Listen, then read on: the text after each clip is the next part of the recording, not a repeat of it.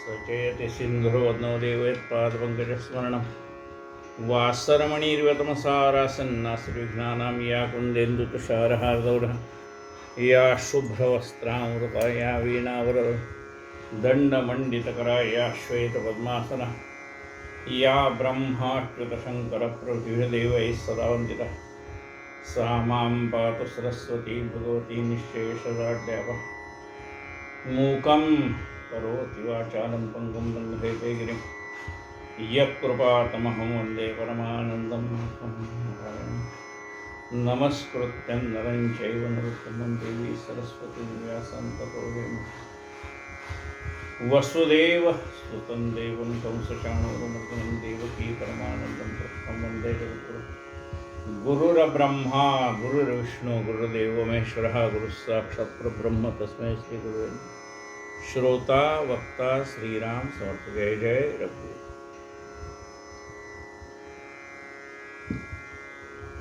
आपण साई सच्चरित या ग्रंथाचं चिंतन करतो। हेमाड पंत रचित साई सच्चरित।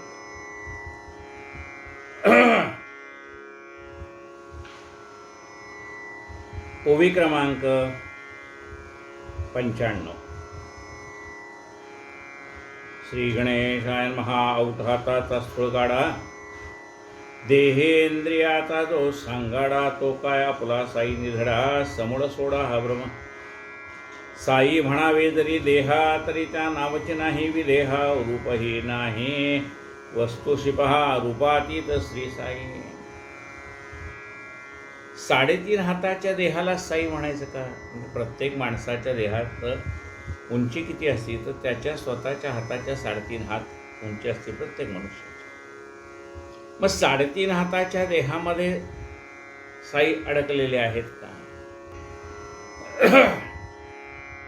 औठ हाताचा स्थूळगाडा देहेंद्रियाचा जो सांगाडा हे दशेंद्रिय जे शरीराला आहे याचा हा जो सांगाडा आहे तो काय आपला साई निधडा समूळ सोडा हा भ्रम। ते काय आपले साईबाबा आहेत म्हणाले। आपले साईबाबा म्हणजे विश्वाला व्यापून पुरणारं चैतन्य ते आपले साईबाबा। साई म्हणावे जरी देहा तरी त्या नावची नाही विदेहा। त्या देहाला साई म्हणावं तर त्याला नावच नाही। चैतन्याला काय नाव आहे?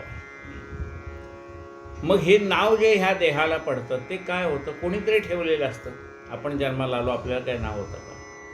कोणीतरी ह्या देहाला सांगितलं व ह्या देहाचं नाव अनंत। मग आपल्याला विचार तुमचं नाव काय आहे? आपण अनंत म्हणतो। तसं ते नाव त्यांचं मूळचं नाहीच आहे। भक्ताने सांगितलं या आओ साई, साईनाथ नाव पडलं।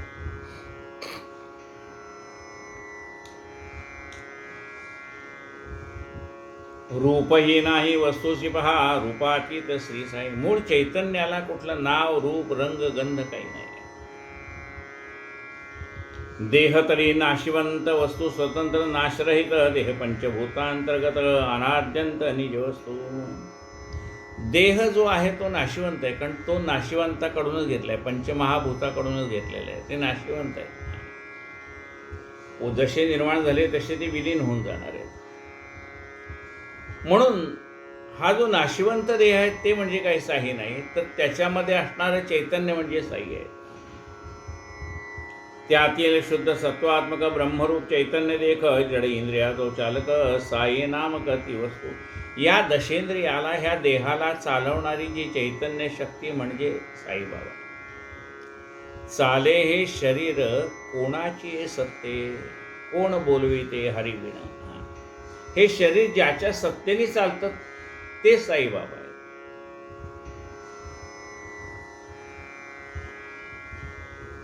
ती तो आहे इंद्रियात इंद्रिय जड तिथे नेणत तीची इंद्रिया प्रवर्तित चाळवीत प्राणात।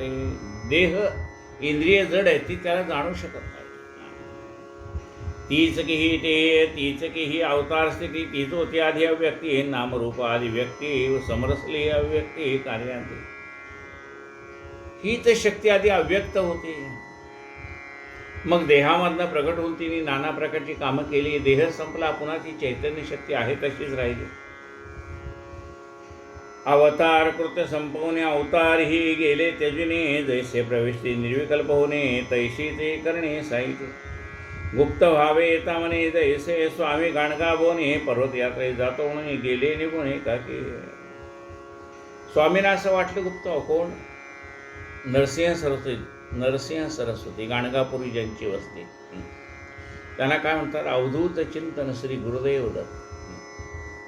मग त्यांना असं वाटलं की आपण गुप्त व्हावं आणि मग पर्वत यात्रेला जातो म्हणून दत्तात्रय गुप्त झाले.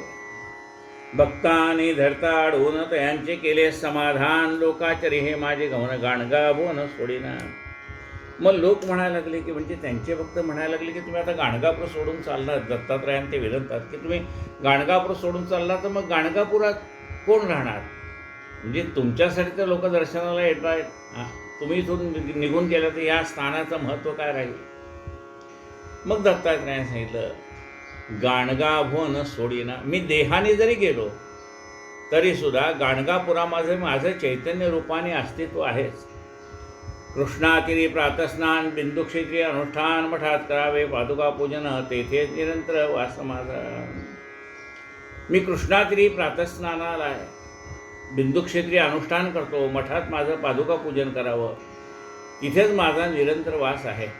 जाय तैसे साईबाबांचे परी निधन केवळ लोकाचारे, पाहू जाता स्थिरचरी सर्वांतरे श्री साई.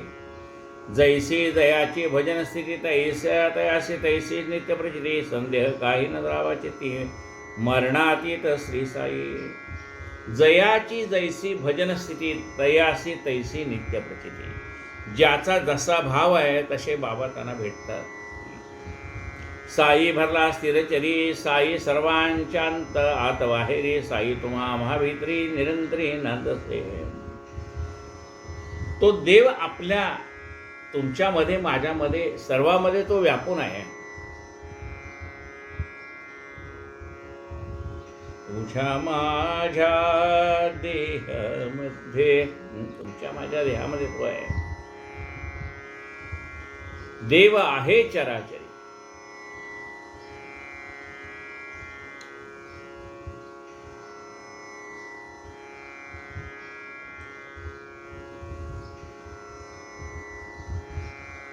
साई भरला स्थिरचरी, साई सर्वांच्यात बाहेरी, साई तुम्हा महाभित्री निरंतरी नांदतसे.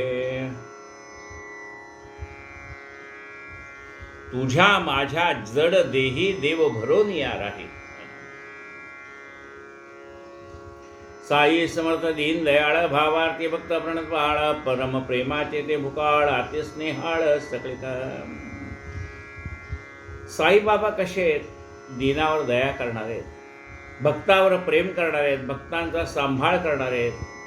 साई प्रेमाचे भुकेलेले आहेत आणि त्यांच्या अंतःकरणामध्ये सगळ्याविषयी स्नेह आहे. जरी चर्मचक्षुषी न दिसती तरी ते तो सर्वत्र रे, सोय जरी सूक्ष्मत्वे लपती तरीही लावती वेडामा.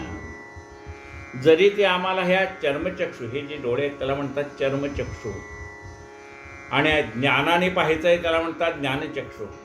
जरी आम्हाला चर्मचक्षुनी ते दिसत नसले तरी प्रत्येक सूक्ष्म रूपामध्ये त्यांचा वास आहे. त्यांचे निधन केवळ ढोंगा आम्हा फसवण्या आणले सोंग, नटनाटकी ते अव्यंग भंगोन्या भंग झाले. त्यांच्या ठाई जो अनुराग तेने करून पाठला गान, तेला उतयांचा माग कार्यभाग साधुती.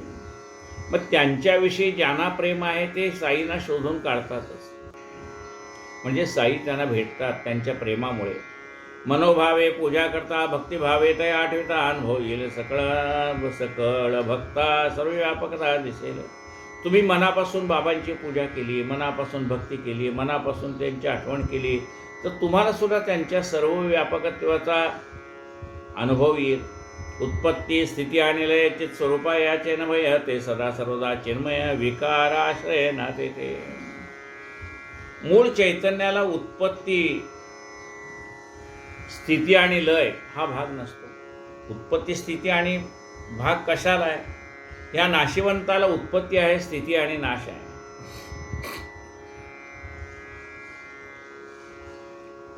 एकदा साईबाबांचे एक भक्त रावसाहेब मोरेश्वरराव साव यांनी बाबांच्या भंडाऱ्याला यांची बाबांच्या भंडाऱ्याला शिर्डीत जाण्याची फार उत्कंठा होती. पण 2 दिवस आधी ते एकाएकी आजारी पडले व त्यांचे मुंबईहून तेथे जाणे होऊ शकले नाही. भंडाऱ्याला जावं अशी त्यांची इच्छा होती, पण 2 दिवस आधीच मुंबईला ते आजारी पडले. त्यामुळे त्यांना भंडाऱ्याला जाता आलं नाही. त्यांचे मन फारच उद्विग्न झाले. रात्री झोपही येईना, पण भंडाऱ्याच्या दिवशी पहाटेच त्यांचा डोळा लागला. तितक्यात महाराजांनी त्यांना स्वप्नात दर्शन दिले व दक्षिणा मागून घेतली. भंडाऱ्याच्या दिवशी पहाटे त्यांना झोप लागली.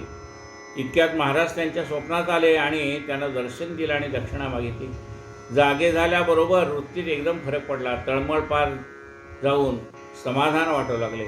महाराजांनी देह सोडला आहे तरी आपल्या भक्तांची तळमळ कोणत्याही तऱ्हेने ते खास समजतात. त्यांना त्याचा ध्यास लागलेला असल्यामुळे स्वप्नात बाबांनी दर्शन देऊन जरी त्यांनी समाधी घेतलेली असली तरी स्वप्नात जाऊन बाबांनी दर्शन दिलं आणि त्याच्याकडे दक्षिणा मागून घेतली. विकाराश्रयना तेथे उत्पत्ती स्थिती आणले चित्स्वरूपा त्या यांचे नभय ते सदा सर्वदा चिन्मय. विकाराश्रयना तेथे जैसे सुवर्ण सुवर्णपणे राही अलंकार अलंकाराही विणे केली नाना परीची आवरणे तरी न सोने पण त्यागे. जसं सोनं आहे म्हणजे सोन्याचं एक बिस्किट आहे असं विचार करा. बिस्किट असतानाही सोनंच आहे. त्या सोन्याचे नाना प्रकारचे अलंकार केले तरी सोनंच आहे आणि ते सगळे अलंकार आटवून त्याचं मूळ स्वरूपामध्ये पुन्हा बिस्किट केलं तरी ते सोनंच आहे. जैसे सुवर्ण सुवर्णपणे राही अलंकार ही विणे केली नाना परीची आवरणे तरी न सोने पण त्यागे.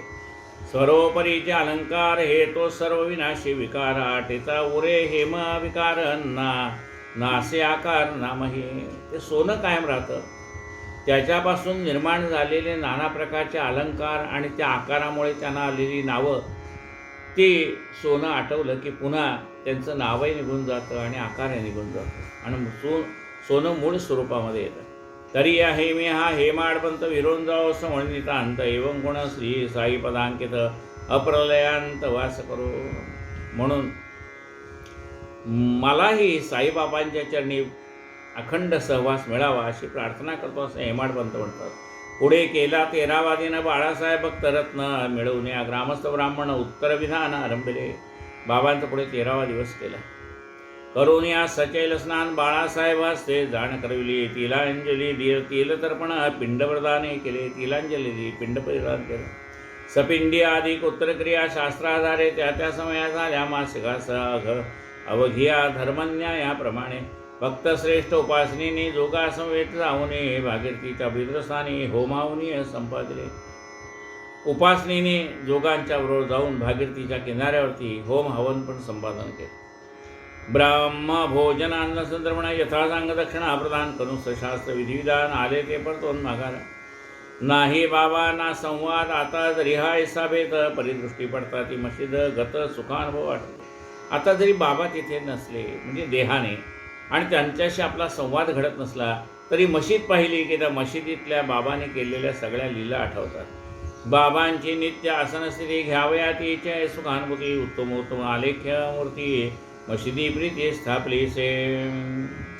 त्या मशिदीमध्ये बाबांचा फोटो ठेवलेला आहे, स्थापन केलेला आहे. झाली साई देह निवृत्ती प्रतिमा दर्शने होय अनुवृत्ती वाटे निज भक्त भावार्थी पुनरावृत्तीची ही मूर्त. श्यामराव उपनामे जयकर तयाने घी देखील सुंदराईसी प्रतिमा मनोहर स्मरण निरंतर देते. श्यामराव जयकरांनी ही प्रतिमा म्हणजे बाबांचा फोटो काढलेला आहे स्वतःच्या हाताने. जैसे हे प्रसिद्ध चित्रकार तैसे जे बाबांचे भक्त थोर बाबांच्या आज्ञेनुसार वर्तती विचारपूर्वक.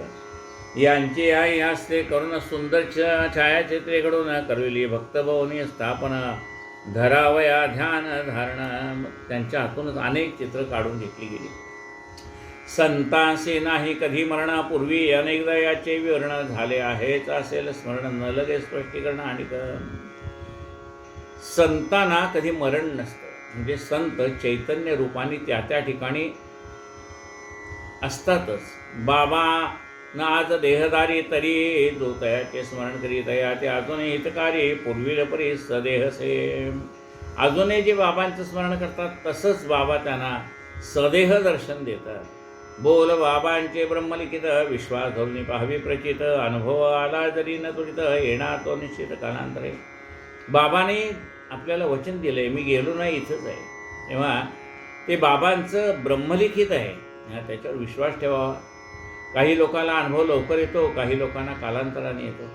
असो या जोगाचे नाव येता कथेत आठवली आड कथा. एकातीची अपूर्वता दिसेल प्रेमळता साईची. जोगांचं नाव घेतल्यानंतर जोगांच्या बाबतीत घडलेली एक लीला म्हणजे बाबाने केलेली लीला आठवली. जरी असे हा त्रोटक संवाद गुरु भक्तांशी अति बोधप्रद. सौभाग्य तो जाग वैराग्यबोध अभागीबद्ध संसारी. जरी हा संवाद थोडाच असला तरी सौभाग्य माणसाला त्यातून वैराग्याचा बोध घेता येतो. एकदा जोग बाबा असं पुसती अजूनही माझी काय स्थिती. विचित्र माझी कर्मगती पावेन सुस्थिती केव्हा. बाबा जोग बाबांना विचारतात की बाबा अजून माझी काय अशी अवस्था आहे, माझी कर्मगती केव्हा संपेल असं मला वाटतं. बहुत वर्षे अनन्य सेवा घडली आपली मजला देवा. तरी या चंचल चित्ता विसावा अजून नसावा हे काय. बाबा इतकी वर्षे मी आपली सेवा करतोय पण अजून माझं मन काही स्थिर झालेलं नाही. ऐसा कैसा मी दुर्भागी हीच का प्राप्ती संत संगी. सत्संगाचा परिणाम अंगे कवण्या प्रसंगी भोगीर मी. बाबा मी आपली एवढी सेवा करून सुद्धा एवढा दुर्भागी कसा मी की या सत्संगाचा परिणाम माझ्यावर अजून का नाही झाला. अजून माझ्या मनाला स्वास्थ्य का नाही मिळालं. परिसून ही भक्ताची विनंती साई समर्थ परमप्रीती. जोगास काय प्रत्युत्तर देते स्वस्थ चित्ते परिसावे. आता बाबा जोगांना काय म्हणतात ते ऐका. दुष्कर्माची होईल होळी पुण्य पापाची राख रांगोळी. पाहीन तुझ्या काखेस जोळी तैमी तुझं भाग्यशाली समजेन. अरे गेल्या जन्मातलं काही पाप आहे ते नाहीसं व्हावं लागतं. मग तुझं हे दुष्कर्माची होळी ज्या वेळेला होऊन जाईल, पाप पुण्याची रांगोळी होईल, तुझ्या काखेमध्ये झोळी येईल, त्यावेळेला तुला मी भाग्यशाली समजेन. बघा बाबा काय म्हणतात की आपल्याला आपण गेल्या जन्मात केलेल्या पापांचं भोगून संपलं पाहिजे. ते भोग ज्या वेळेला संपतील म्हणजे गेल्या जन्मात केलेल्या पापाची निष्कृती ज्या वेळेला होईल. आणि पाप भोगून संपलेलं असल्यामुळे आता काही शिल्लक राहणार नाही. या जन्मी काय केलं असेल ते आपण कृष्णार्पण म्हणून भगवंताला अर्पण करून टाकतो. आणि त्यामुळे अशी ज्या वेळेला अवस्था येईल, पापही नाही आणि पुण्य नाही. पुण्य काय केलं आपण भगवंताला अर्पण करून दिले. कायेन वाचा मनसेंद्रियर्वा जे काही केलं ते देवा तुला अर्पण असो म्हणून आपण त्याला अर्पण केलेलं आहे. त्यामुळे या जन्मातलं सगळं भगवंताला अर्पण केलं आहे. गेल्या जन्मातलं भोगून संपवलं आहे. आता शिल्लक काही राहिलं नाही. उपाधीचा होईल त्याग नित्य भगवद्गीतेचा लाग. तुटतील आशा पाशंग तै मी तुझं सौभाग्य मानेन. तुला मी भाग्यवान केव्हा मानेन. वैराग्य ते भाग्य निश्चित. समर्थ काय म्हणतात, याला अगस्त्य ऋषी म्हणतात, रामाला उपदेश केला अगस्त्य ऋषीने. तर अगस्त्य ऋषी रामाला म्हणतात की रामाने अगस्त्य ऋषींना प्रश्न विचारला की माणसाच्या भाग्याचा उदय झाला हे केव्हा समजावं.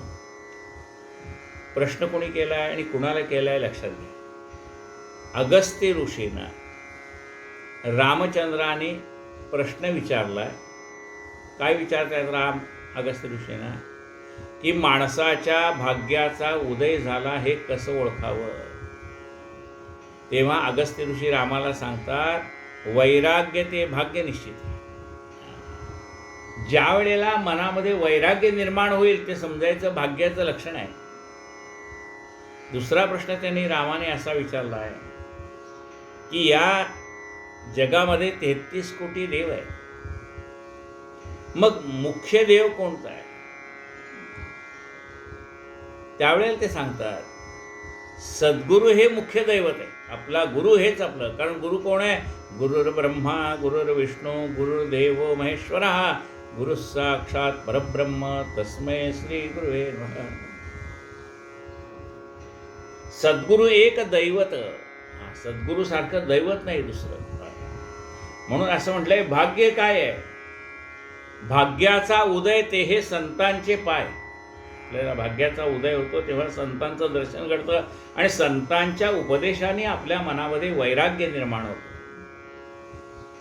उपाधीचा होईल त्याग, नित्य भगवत भक्तीचा लाग, तुटतील आशा पाशसंग, तैमी तुझं सौभाग्य मानेन. ज्या वेळेला तू उपाधीचा त्याग करशील, ज्या वेळेला तुला भगवत भक्तीची ओढ लागेल, छंद लागला पाहिजे, देवाचा छंद लागला पाहिजे, असा धरी छंद जाई तुटोनिया भवबंध.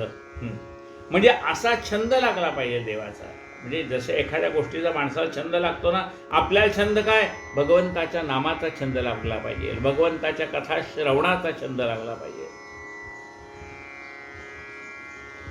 नित्य भगवत भक्तीचा लाग, तुटतील आशा पाश संग. सगळ्या आशा अपेक्षा निघून जातील. बघा, दुःखाचं मूळ कशात आहे? अपेक्षेत आहे. जेव्हा आपण कोणाकडनं काहीच अपेक्षा करणार नाही त्यावेळेस दुःख संपून जाईल. आणि जे काही घडतं ते माझ्या भल्यासाठी घडतं आणि सद्गुरू माझ्या भल्यासाठीच घडवणार आहेत, अशी ज्या वेळेला मनाची धारणा तयार होते त्यावेळेला त्या माणसाच्या मनामध्ये स्थिरता येते, वैराग्य निर्माण होतं. तुटतील आशा पाशसंग, तै मी तुझं सौभाग्य मानेन. त्यावेळेला मी तुला भाग्यवान मानेन. विषयासक्ती मानून त्याज्य, मी तू पण सर्वथा अयोग्य. जिव्हा उपस्थ जिंक हो योग्य, तै मी तुझं सौभाग्य मानेन. विषयासक्ती मानून त्याज्य. विषयाची आसक्ती नको. विषय नको असं म्हटले का? नाही. ते विषय त्या इंद्रियाला लागणारच आहे. डोळ्याला पाहणं हा विषय आहे, तो डोळे पाहणारच. कानाला ऐकणं हा विषय कान ऐकणारच. त्यामुळे विषयाचा त्याग नाही सांगितलाय, विषयाची आसक्ती सुटली पाहिजे म्हणून सांगितलंय. विषयासक्ती मानून त्याज्य, मी तू पण सर्वदा अयोग्य. हे मी केलं, हे तू केलं, हे माझं आहे, हे तुझं आहे, असा भाव आपल्या मनातला नाहीसा झाला पाहिजे. मी तू, कारण मी आणि तू म्हटलं की द्वैत आलं. मी तू पण सर्वदा अयोग्य. जिव्हा उपस्थ जिंक हे योग्य. माणसाने काय जिंकलं पाहिजे? जीभ आणि उपस्थ म्हणजे विषय भोगणारे इंद्रिय, ते जिंकलं पाहिजे.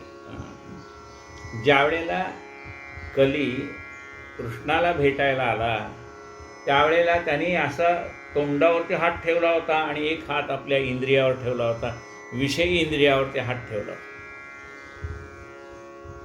तेव्हा भगवंतांनी विचारलं की कली हे काय आहे? असा माझ्या पुढे आलास, विषयी इंद्रियावरती एक हात आहे आणि एक हात तोंडावरती आहे, जिभेवरती एक हात आहे तुझा. जीभ एका हातात पकडली होती, एका हातामध्ये उपस्थ पकडलेलं होतं. तेव्हा कली श्रीकृष्णाला सांगतोय की देवा, आता माझं कलियुग येणार आहे, तुझं द्वापारयुग संपत चाललं, आता माझं कलियुग येणार आहे.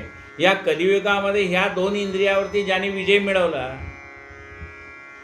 त्याला कलियुग त्रास देणार नाही. म्हणजे जिभेवरती नियंत्रण पाहिजे आणि उपस्थ इंद्रियावरती नियंत्रण पाहिजे. काय म्हटलंय पा? जिव्हा उपस्थ जिंक होय हो योग्य, तै मी तुझं सौभाग्य मानेन. जिभेवरती नियंत्रण पाहिजे. जिभेवरती नियंत्रण आलं की आरोग्य आलं आणि उपस्थ इंद्रियावरती नियंत्रण आले की मनातले सगळे विषय निघून जातील, मन शांत होईल. तै मी तुझं सौभाग्य मानेन. असो यावर काही काले बोल बाबांच्या अन्वर्थ झाले, सद्गुरु कृपे जोगासले वैराग्य जेवरले बाबा ते. आणि मग काही दिवसांनी सद्गुरु कृपेने जोगांच्या मनामध्ये वैराग्य निर्माण झालं. नाही पुत्र संतती पाश कलत्र लावले सद्गती, स देहत्यागादी संन्यास झाले की वैराग्य सहजचे. मुलाबाळावरचं त्यांनी, म्हणजे मुलाबाळांच्यावरचं जे ममता आहे ती ममता काढून घेतली आणि अंती त्याने आपल्या पत्नीला सद्गती दिली आणि अंती देहत्यागाच्या आधी त्याने संन्यास ग्रहण केला. अंती होणे संन्यास संपन्न ब्रह्मी विलीन झाले. जैसी जैसी साईनी कथली तैसी परिणामी स्थिती झाली, उक्ती साईची सार्थ झाली, भाग्यशाली जोग करे. आणि जसं बाबा म्हणाले, तुझ्या काखेला ज्यावेळेला झोळी पाहिन त्यावेळेला तू भाग्यशाली झालाय असं म्हणेन, ते तसंच्या तसं त्यांच्या आयुष्यात घडलं.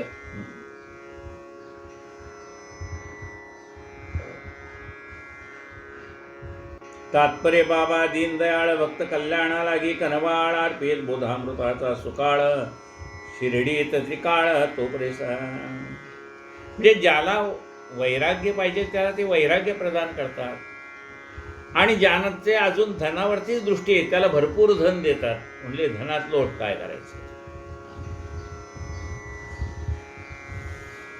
जया माझी आवड मोठी,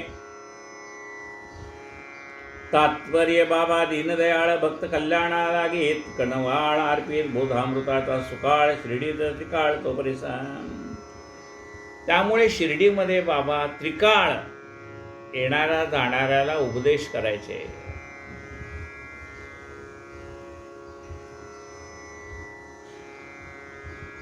जया माझी आवड मोठी, तयाचे मी अखंड दृष्टी, तया मजवीना ओस सृष्टी, माझ्या गोष्टी तयामुखी.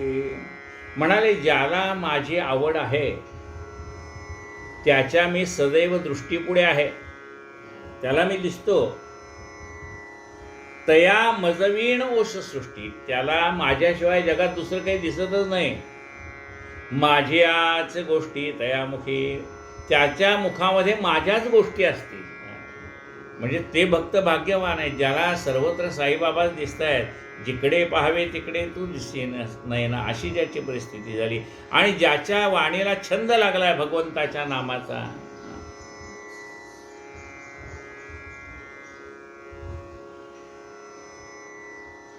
घडी घडी घडी कसा छंद आहे. सकाळी एकदा देवाचं नाव घेतलं, संध्याकाळी एकदा, असं नाही. त्यांच्या वाणीला तो अखंड छंद लागलाय देवाच्या नावाचा. घडी घडी घडी चरण तुझे आठवती रामा, आसनी शयनी भजनी नयनी छंद तुझा रामा. आसनी शयनी भजनी नयनी छंद तुझा रामा.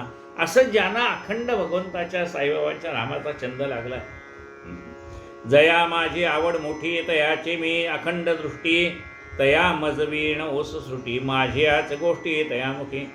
तया माझे अखंड ध्यान, जिवेशी माझेच नामावर्तन, करू जाता गमनागमन चरित्र गायन माझे तया. त्यांच्या ध्यानामध्ये मी अखंड असतो, त्यांच्या जिभेला माझ्याच नामाचा चाळा लागलेला असतो. ऐसे होता मदाकार कर्माकर्मी पडे विसर, जेथे हा मत्सेवेचा आदर तिष्ठे मी निरंतर तेथीची. ऐसा होता मदाकार, अशा रीतीने जो भक्त सदैव माझ्या चिंतनामध्ये मग्न असतो. ऐसे होता मदाकार कर्मी पडे विसर, त्याला कर्माचा विसर पडून जातो. आणि जेथे हा मत्सेवेचा आदर तिष्ठे मी निरंतर तेथेची. ते म्हणतात असा ज्याच्या मनामध्ये माझ्याविषयी आदर आहे तिथे मी सदैव आहे. तेथे आहे देव उभा, जैसी समचरणाची सेवा, जैसी समचरणाची सेवा. तेथे आहे मी उभा, तिथे मी उभा आहे असं सांगितलं. कुठे? ज्याला माझ्या नामाचा छंद लागलाय तिथे मी उभा आहे. तिष्ठे मी निरंतर तेथे, मी सदैव तेथे आहे म्हणून सांगितलं. मज होनी अनन्य शरण, जया माझे अखंड स्मरण, तयाचे मज माथारूढ, फेडीन उद्धरण करून या. मज होनी अनन्य शरण, जे मला अनन्य शरण आलेले आहेत, ज्यांना माझं अखंड ध्यान लागलंय, ज्यांना माझं अखंड स्मरण आहे. संत किंवा देव म्हणतात त्या भक्ताचं माझ्या डोक्यावर ऋण आहे असं म्हणतात. तयाचे मज माथा ऋण फेडीन उद्धरण करू नये. त्याचं माझ्या डोक्यावर जे ओझं आहे ते मी त्या जीवाचा उद्धार करीन, माझ्या भक्ताचा उद्धार करून त्याचं ऋण फेडीन. तयाचे मज माथा ऋण फेडीन उद्धरण करून या. आधी मदन जिल्ह्या वाचून करता भोजन रसप्राशन जया माझे निधिध्यासन तयाधीन मी वर्ते. मला दिल्याशिवाय जो खात नाही, म्हणजे घास खायच्या आधी आपल्याला आपल्या सद्गुरूची आठवण झाली पाहिजे. चला महाराज जेवायला, चला महाराज खायला, चला महाराज नाश्त्याला. म्हणजे आपल्याला एखादा पदार्थ खायचा असेल तर गुरुचं स्मरण करून तो पदार्थ खावा. आधी मदन दिल्या वाचून करिता भोजन रसप्राशन जया माझे निधिध्यासन तयाधीन विवर्ते. असं जो मला कधीच विसरत नाही, त्याच्या अधीन मी आहे. मग तिही जे जे करावे ते मजसी पडले आघवे जैसे अजात पक्षाचे निनावे पक्षी. मग असे जे माझे भक्त आहेत त्यांना काही करावंच लागत नाही. त्यांच्या मनामध्ये ज्या इच्छा येतात त्या सगळ्या मी पूर्ण करतो. किंबहुना त्यांच्या मनामध्ये नाना प्रकारच्या इच्छासुद्धा मीच निर्माण करतो आणि मीच त्याची पूर्तता करतो. माझी तया भूक तहान दुजेन जाते मज समान तयाचेच मज नित्य ध्यान तयाधीन मी वर्ते. ज्याला माझ्या कामामध्ये जो म्हणजे माझ्या सेवेमध्ये जो भूक आणि तहान विसरून जातो, माझीच जया भूक तहान दुजेन जाते मज समान, त्याला माझी सेवा महत्वाची, मग बाकीचं सगळं. तयाचेच मज नित्य ध्यान तयाधीन मी वर्ते. अशा भक्तांच्या स्वाधीन मी आहे, त्याच्या आज्ञेमध्ये मी वर्तन करतो असं बाबा म्हणतात. पिता माता गणगोत आप्त इष्ट कांता सुत या पासा जो परावृत तोचकी अनुत मदपदी.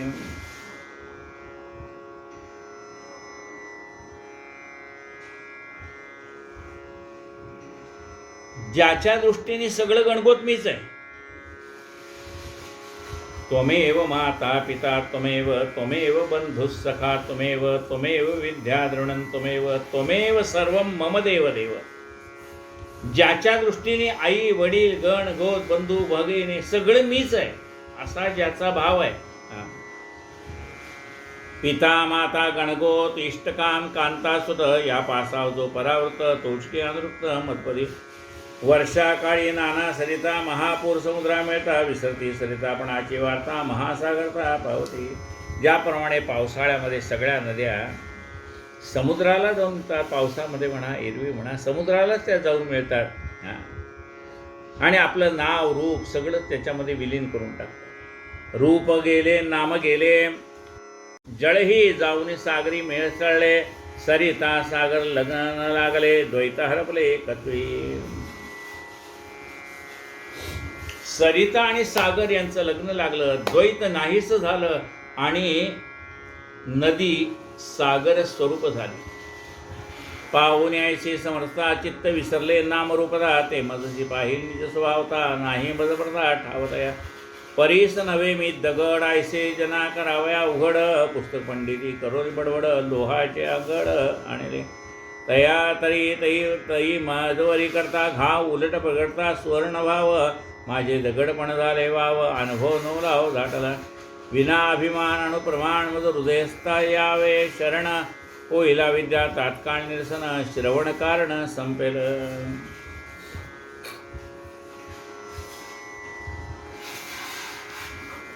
परीस नव्हे मी दगड.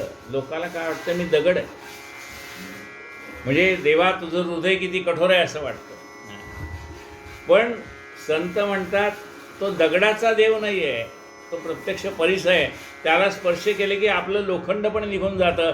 तसं सद्गुरूंना शरण जावं आपण, आपलं सगळं दैन्य नाहीसं होऊन जातं. विना अभिमान प्रमाण मज हृदयस्था यावे शरण होईला विद्या तात्काळ निरसन श्रवण कारण संपेल. आपला सगळा अनुभव आपला सगळा अभिमान बाजूला सांडावा आणि त्या हृदयस्थ असणाऱ्या परमात्म्याला आपण शरण जावं. अविद्या प्रस्वे देहबुद्धी स्तवादी व्याधी तितकी लोटेरी विधी निषेधी आत्मसिद्धी विघातक. अज्ञानामुळे आपल्याला देहबुद्धी निर्माण होते. अज्ञानामुळे देह म्हणजेच मी असं वाटायला लागतं. वास्तविकता देह म्हणजे आपण नाही. आपण हा काही कामासाठी घेतलेला देह आहे. म्हणजे देह म्हणजे घर म्हणजे आपण नाही. राहण्यासाठी घेतलेलं घर आहे. त्या घरामध्ये आपण राहतो. म्हणजे घरात जरी राहत असलो तरी घर म्हणजे आपण नाही. तसं ह्या देहामध्ये आपण राहत असलो तरी देह म्हणजे आपण नाही. घर वेगळं आणि घरात राहणारा वेगळा. तसं हा देह म्हणजे घर आहे आणि या घरात आपण राहतोय. आणि ज्यावेळेला आपल्याला आपण भाड्याच्या खोलीत राहतो, वाटलं सोडून द्यावी, भाड्याची खोली सोडून देतो, नवीन भाड्याने खोली घेतो, त्याच्यात राहतो.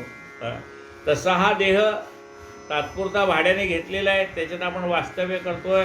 म्हणून देह म्हणजे मी नाही. मग अज्ञानामुळे देह म्हणजेच मी असं वाटतं, त्याला देहबुद्धी म्हणतात. ती देहबुद्धी निघून जायला पाहिजे आणि आत्मबुद्धी यायला पाहिजे. आत्मा म्हणजेच मी ही बुद्धी यायला पाहिजे. ही देहबुद्धीच माणसाला विधिनिषेधात लोटते. म्हणाला आता मी आहे कोठे, आता मी तुम्हा कैसा भेटे, तरी मी तुमची रूढी दिसते विना कष्टे सन्निकट. आता तुम्ही म्हणाल बाबांनी तर समाधी घेतली, आता बाबा कुठे आहेत? ते म्हणतात मी तुमच्या हृदयातच आहे. हृदयेत तिष्ठती अर्जुन. म्हणाल हृदयस्थ कैसा कोण, कैसे काय तयाचे लक्षण, ऐसी काय तयाची कोण, जेणे त्या आपण जाणावे. तुम्ही म्हणाल मग हृदयात आहे, आम्ही कसं त्याला ओळखावं? तरी व्हावे दत्तावधान परिसा, त्याचे स्पष्ट व्याख्यान जया लागी जाणे, शरण तो हृदयस्थ कोणात. आता तुम्ही ऐका म्हणाले, काय हृदयस्थ कुणाला म्हणतात? नाना नामे नाना रूपे सृष्टी माझी भरली अमपे दयाची, कवणाना करविती मापे मायेचे रूपे त्यवघे. नाना प्रकारची नावं आहेत, नाना प्रकारची रूपं आहेत, सृष्टीमध्ये भरलेली आहेत. ही सगळी माया आहे, ती मायेची रूपं आहेत. तैसे सत्वरजतम गुण आता या त्रिगुणा ओलांडून सत्तेचे जे स्फुरण ते रूप जाण हृदयस्थाचे. सत्व रजतम अष्टधा प्रकृती, ही पंचमहाभूत आणि सत्वरजतम ही अष्टधा प्रकृती. हा अष्टधा प्रकृतीचा हा देह आहे आणि हा परमात्मा त्या अष्टधा प्रकृतीच्या पलीकडे. म्हणजे आतमधला जो हृदयस्थ परमात्मा आहे तो अष्टधा प्रकृतीच्या पलीकडे, सत्वरजतमाच्या पलीकडे, पंचमहाभूतांच्या पलीकडे.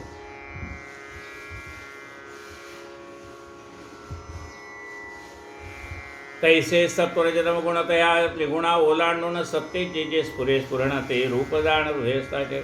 नाम रूप विरहित म्हणा उर्वरित तुझे तू पण तेची हृदयस्थाचे लक्षण जाणून शरण त्या जावे. त्याला नाम नाही, रूप नाही, रंग नाही, पण त्याच्या सत्तेने सगळे चाललंय. तो सत्ता स्वरूप असणारा आत्मा आपण जाणून घ्यावा. मीच तो ऐसे पाहता, हीच दृष्टी पुढे विस्तारता, भूतमात्रे निजगुरुता ठावनरिता मजविण.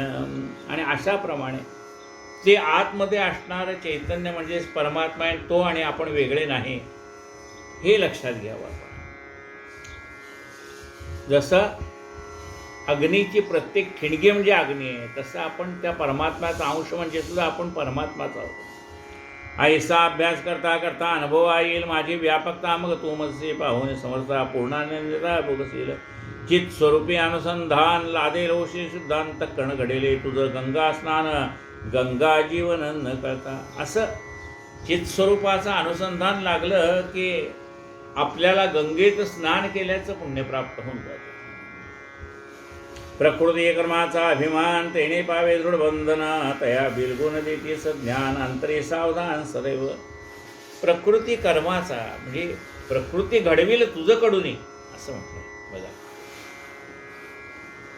अर्जुन काय म्हणतोय श्रीकृष्णाला की देवा संन्यास धर्म सगळ्यात चांगला तू सांगतोस, मग मला संन्यास घ्यायला का सांगत नाहीस? जेव्हा भगवंतांनी सांगितलं की प्रत्येकाची प्रकृती वेगळी आहे. प्रकृती म्हणजे त्याचा मूळ लहानपणापासून घडलेला स्वभाव तो वेगळा आहे. प्रकृती घडविल तुझं कडून, तुझी जी शरीराची ठेवण जी आहे ती तुला स्वस्थ बसू देणार नाही. मूळ स्वभाव जाईना आणि येळकोट म्हणता राहीना म्हटल्यासारखं माणसाचा जो मूळ स्वभाव आहे तो तुला स्वस्थ बसू देणार नाही. पहा म्हणाले अर्जुना, तू बृहन्नडेचं रूप घेतलं होतंस, पण म्हणजे ना स्त्री ना पुरुष असं रूप तू घेतलेलं होतंस, पण ज्या वेळेला विराटाच्या गायी पळवायला कौरव आले त्यावेळेला तू ते आपण बृहन्नड आहे विसरलास आणि तिथे युद्धाला तयार झालास. ज्या वेळेला त्रिदंडी संन्यास घेऊन तू चाललास त्यावेळेला सुभद्रेचं हरण तू केलंस. यादव तुझ्या बरोबर युद्धाला आल्या त्यावर तू हातात धनुष्यबाण घेऊन त्यांच्या म्हणजे त्रिदंडी संन्यास घेतलास तरी मूळ तुझ्यातली वीरवृत्ती नाहीशी झाली नाही. तू बृहन्नडेचा वेश घेतलास तरी मूळ असणारी वीरवृत्ती तुला स्वस्थ बसू तिने तुला स्वस्थ बसू गेले नाही. तू पाशुपत अस्त्र घेण्यासाठी तप करायला गेलास, तिथे सुद्धा त्या डुकराला मारल्यानंतर ज्यावेळेला शंकर भिल्लाचं रूप घेऊन आले त्यावेळेला तुझी ती असणारी मूळ वीरवृत्ती ती तुला स्वस्थ बसू दिली नाही आणि तू शंकराशी युद्ध करून शंकराला युद्धात जिंकलं. निवात कवचाचा ठाव फोडीला. मग असा तुझा जो मूळ स्वभाव म्हणजे मूळ वीरवृत्ती आहे, ती प्रकृती आहे, ती तुला स्वस्थ बसू देणार नाही. त्यजू पाहसी युद्ध परी हे प्रकृती घडविल तुझकडून, ही प्रकृतीला स्वस्थ बसू देणार नाही. तू जरी आता म्हणत असला की मी युद्ध करणार नाही तरी तुझा मूळ वीररसवृत्ती असली तुला जिवंत बसू देणार नाही, तू युद्ध करणारच. आणि मग विचारलंय मग तरी मग वा हा परिसुनी गीता रुजते ममता खा जुनी, मग तो वदला मोह निरसला संशय नुरला खरोखरी, वचन तुझे मज मान्य हरी. मूळ प्रकृती स्वभाव काय ते म्हणून सद्गुरू आपला मूळ स्वभाव काय ते जाणतात आणि त्याप्रमाणे उपदेश करतात. या माणसाचा काय स्वभाव आहे आणि ह्याला कोणती उपासना योग्य आहे हे सगळं पाहून, जसं वैद्य आपली नाडी पाहून औषध देतो ना, तसं सद्गुरूसुद्धा आपली ही मूळ वृत्ती काय आहे ते पाहून त्याप्रमाणे आपल्याला मार्गदर्शन करत असतात.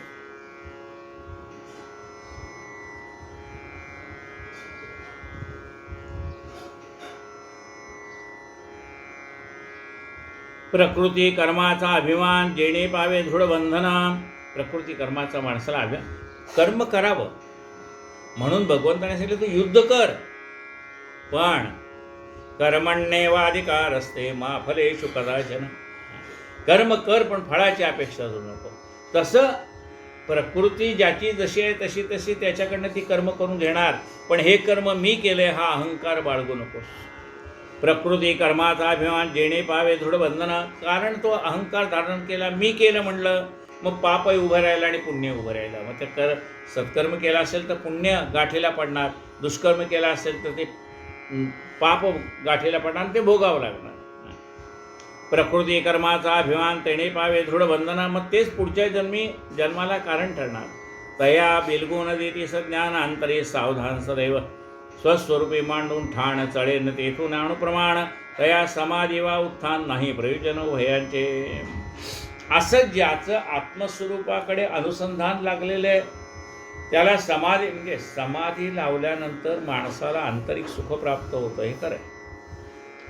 पण ज्याचं अखंड अनुसंधान भगवंताकडे लागलेलं आहे त्याला ह्या समाधी अवस्थेत मिळणारं सुख त्याला चालता बोलता मिळत असतं. त्याला एका जागी बसावं लागत नाही, चालता बोलता त्या आत्मसुखामध्ये तो मग्न असतो. तया बिलगुण देती ज्ञानांतरी सावधान सदैव, स्वस्वरूपी मांडून ठाण चळेन तेथून अणुप्रमाण, तया समाधी वा उत्थान नाही प्रयोजन उभयताचे. म्हणजे एखाद्या माणसाने समाधी लावली तर ती समाधी उतरावी लागेल का नाही, आणि याला समाधी लावावी लागत नाही ना उतरावी लागत नाही. त्या समाधी अवस्थेत मिळणारं सुख याला चालता बोलता प्राप्त होत असतं. म्हणून श्रोत्याचरणी माथा ठेवून विनवी अतिस प्रेमता, देवा संता भक्ता समजता ठाई प्रेमता आदरावे. म्हणून देव असो संत असो भक्त असो सगळ्यांच्या विषयी आपल्या मनामध्ये प्रेम असावं आणि आदर असावा. बाबा कितीदा सांगून गेले, कोणी कोणाक्षर बोलले तेने माझेच वर्म काढले, जिव्हा रेकोचले मज जाणं. बाबांनी कितीतरी वेळा सांगितलं तुम्ही लोकाला नावं ठेवू नका, कारण तुम्ही लोकाला नावं ठेवलं की त्याचं दुःख मला होतं असं बाबा म्हणतात. बघा त्यांच्या तोंडचं वाक्य ऐका. बाबा कितीकदा सांगून गेले, कोणी कोणास छद्मी बोलिले, त्याने माझेच वर्म काढले, जिव्हा रेखोचले मज जाणं. मला ते मनाला जाऊन लागतं म्हणाले. जिव्हा रेखोचले मज जाणं, कोणी कोणा दुर्वचे ताडले, तेने मज तात्काळ दुखणे आणले, तेच जाणे ते धैर्य सुचले, तेने मज दृष्टुले बहुकाळ. आणि ज्याने हे जाणलंय तो कधी दुसऱ्याची निंदा करायच्या भानगडीत पडत नाही. ऐसा भूतप्रेमाचा ठाई अंतर्बाह्य भरलासा, एका प्रेमा वाचून काही आवडच नाही तया ते. असं भूतमात्राच्या अंतःकरणामध्ये बाबा बसले. ते प्रेमाची आवड आहे त्यांना.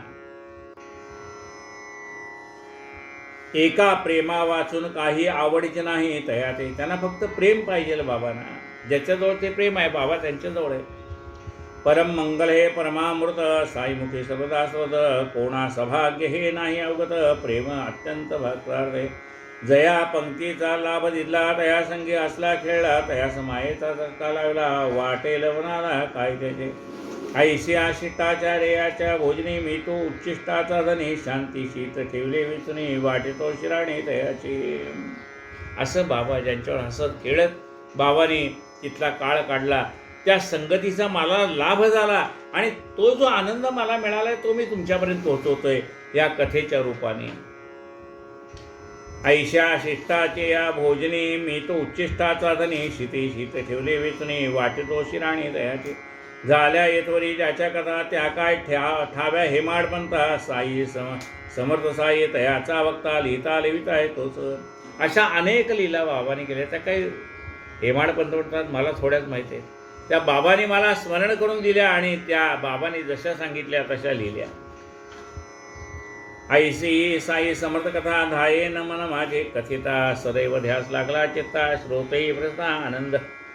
मला बाबांचा अखंड ध्यास लागलेला आहे आणि या कथा ऐकण्याचा ध्यास श्रोत्यांना लागलाय.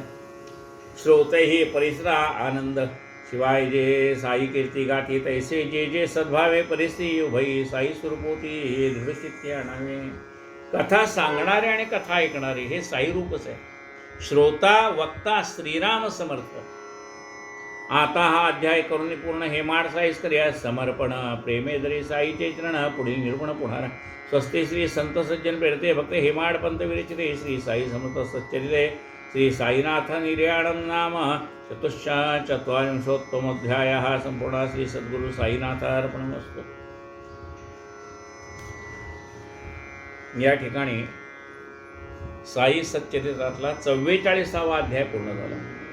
श्री कृष्ण गोविंद हरे मुरारे, हे नाथ नारायण वासुदेव.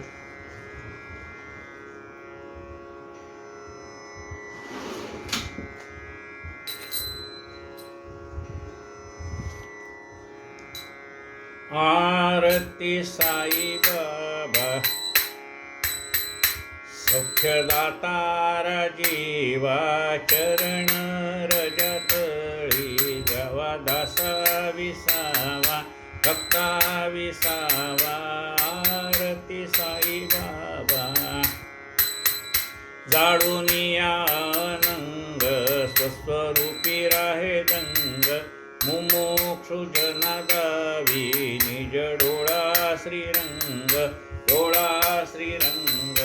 आरती साई बाबा,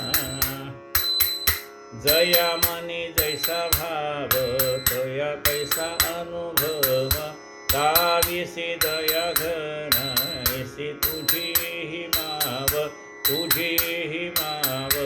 आरती साई बाबा,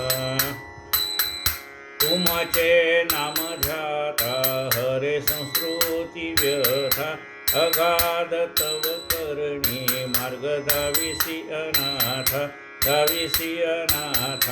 आरती साई बाबा, कलियुगी अवतार, सगुण ब्रह्म साचार, अवतीर्ण झाला से स्वामी दत्त दिगंबर, दत्त दिगंबर. आरती साई बाबा, 28 गुरुवारी भक्त करी वारी प्रभुपद पहावया भव भय निवारी आरती साई बाबा माझा निज द्रव्य ठेवा तव चरण रज सेवा मागणी हेची आता तुम्हा देवाधिदेवा आरती साई बाबा इच्छेत दिन चातक निर्मल तोय निज सुख पाजावे माधवाया सांभाळा आपुली भाक आरती साई बाबा आरती साई बाबा सुख्य दातार जीवा चरण रजतळी द्यावा दासा विसावा भक्ता विसावा आरती साई बाबा नवीन लोटांगण वंदेन चरणा डोळ्यानी बाहेर कौतुके प्रेमे आनंदेन आनंद पूजन भावी त्वमेव माता पिता त्वमेव बंधु सखा त्वमेव विद्या द्रोणं त्वमेव सर्वं देवताय वाचा मत्यं करोमि यज्ञं सकलं परमये नारायणाय समर्पयामि अच्युतं केशवं रामनारायणं श्रीधरं माधवं गोपिका वल्लभं जानकीनाथं रामचन्द्रं हरे राम हरे कृष्ण कृष्ण हरे राम राम हरे कृष्ण कृष्ण हरे हरे।